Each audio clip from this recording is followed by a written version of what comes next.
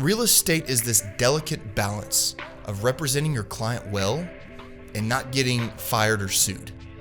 Like we dance these lines all the time of doing what's best for your client, but also trying not to get sued and not get fired by our client as well.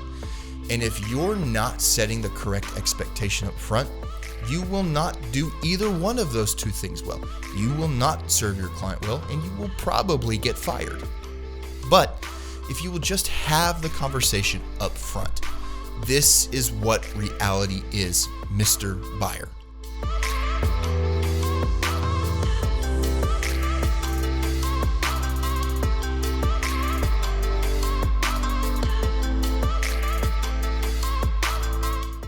Hey, what's up, everyone? I'm John Darden, and this is the Elite Realtor Experience, a podcast dedicated to agents ready to take the next step in becoming elite. We're continuing to talk about this chaotic, historic seller's market, right?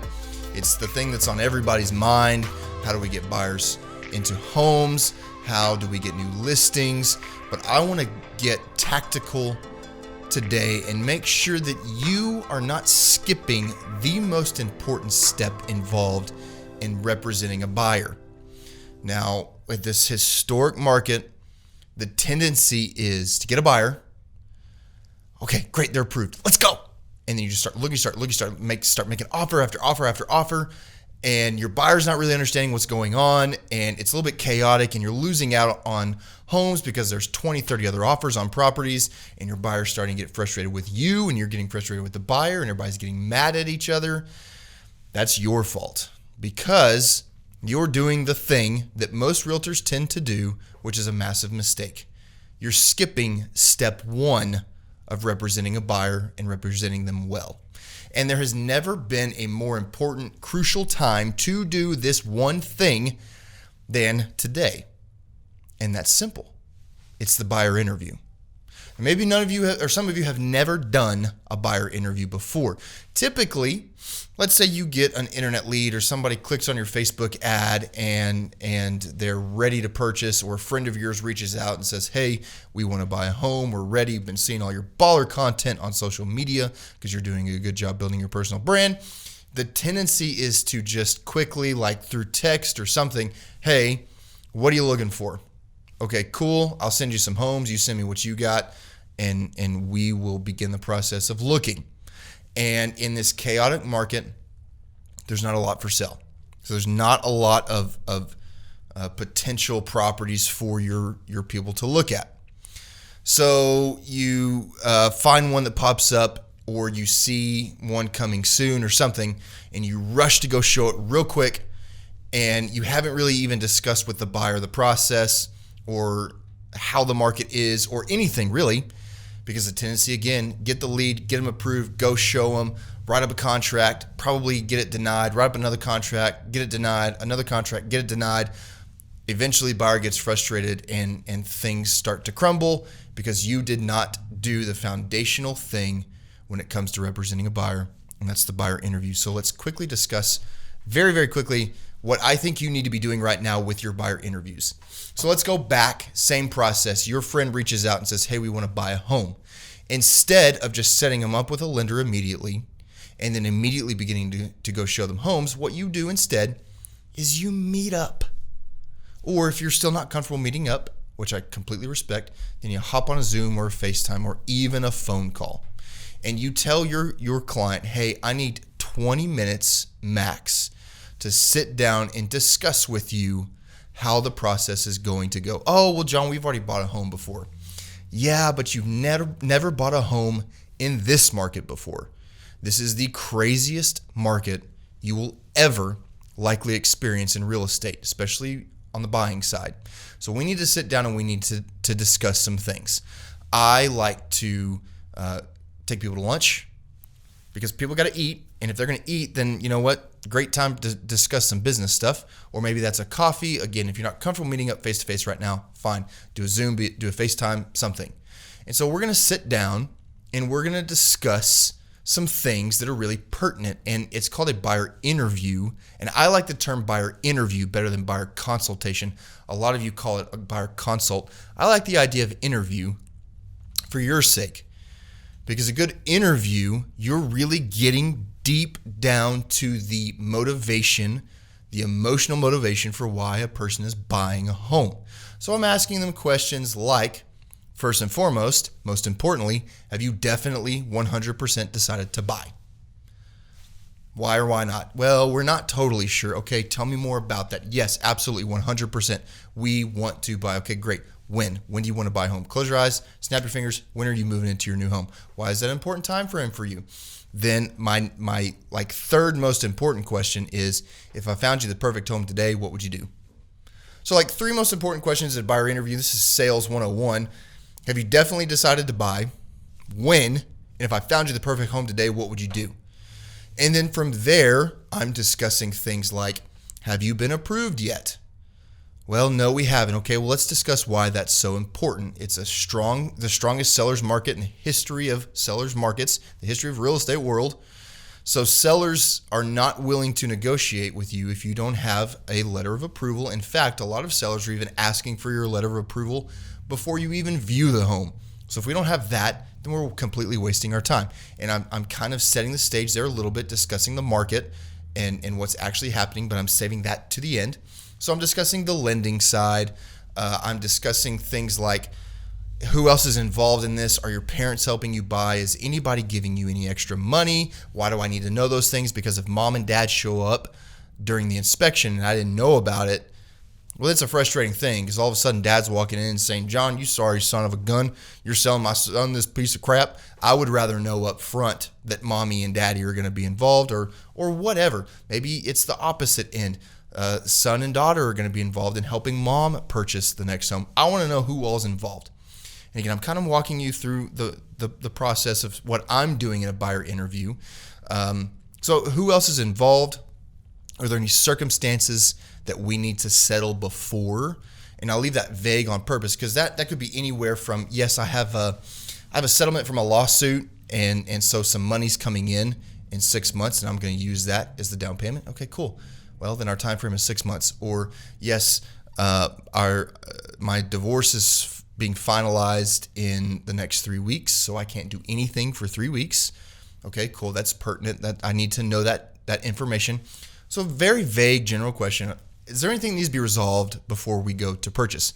And jot some of these things down as you're listening and create sort of your own version of a buyer interview.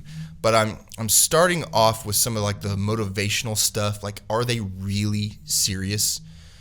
Some urgency questions, some tactical detail stuff like, most importantly, are you approved? Here's why you need to be approved.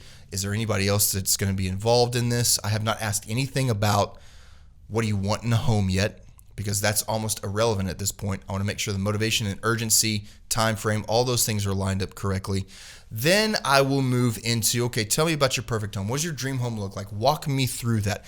Of course, yes, how many beds, how many baths, how big, what part of town, any school requirements, any special requirements from you as an individual. What hobbies do you like? What's the most important room in a home for you?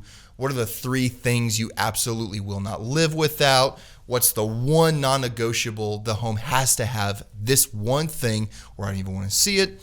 What's your price range? How'd you come up with that price range? Are you more concerned with a monthly payment or an overall sales price?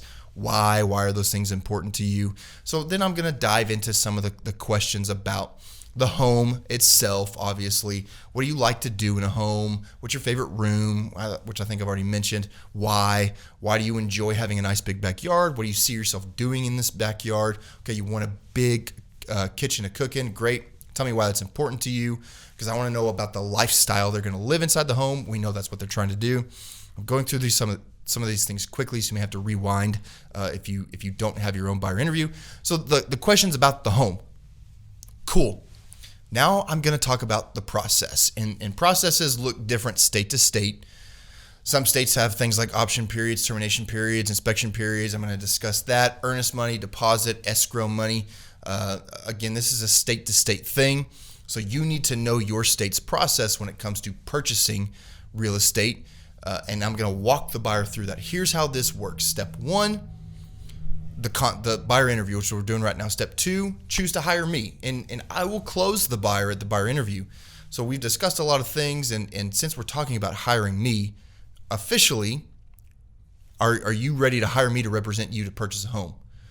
And at that point, depending on how your state does things, you may get a representation agreement signed then and there. That's up to you and up to your state and your brokerage and what your brokerage would like for you to do. But hire me. Okay, great. Let's get you approved. This is the next step. Fantastic. Then from there, we're going to look at properties, whatever your process is. And then finally, and right now, most importantly, never been more important than it is today to have the final conversation of a buyer interview, which is discussing what's happening in the market. And many of you are screwing this up, and your buyers have the wrong expectation going into the home purchase process, which means they're getting mad at you. It's your fault to them. They keep losing out on homes. They don't understand why they can't buy. They don't understand where all these buyers are coming from. Why do I have to pay $20,000 over asking price? How come we can't just go look at it? Why do we have to stand in line? If you did not explain the things to them at the buyer interview, then they're going to be frustrated, angry, and mad. And they're going to be mad at you. And quite frankly, they should be, because you did not properly explain to them, here's what's happening in this chaotic market. And you need to be discussing, you know what? There's a home that popped up for sale yesterday. It had 22 offers on it, and almost all of them were sight unseen. If that's pertinent, if that's actually happening, which is happening in most of our markets. You need to explain that to the buyer during the buyer interview so they have the correct picture, the right perspective of what they can be anticipating. Some markets, like I use Austin as an example because it's the fastest growing city in the country, and it's also one of the wildest real estate markets that there are in the country. Phoenix, Arizona. Phoenix is another good example of this, where you almost have to sit down with your buyer and say, look, if you're approved for $300,000, then you need to be looking at $260,000 homes, because anything in this area is going to go for $30,000 to $40,000 over asking price.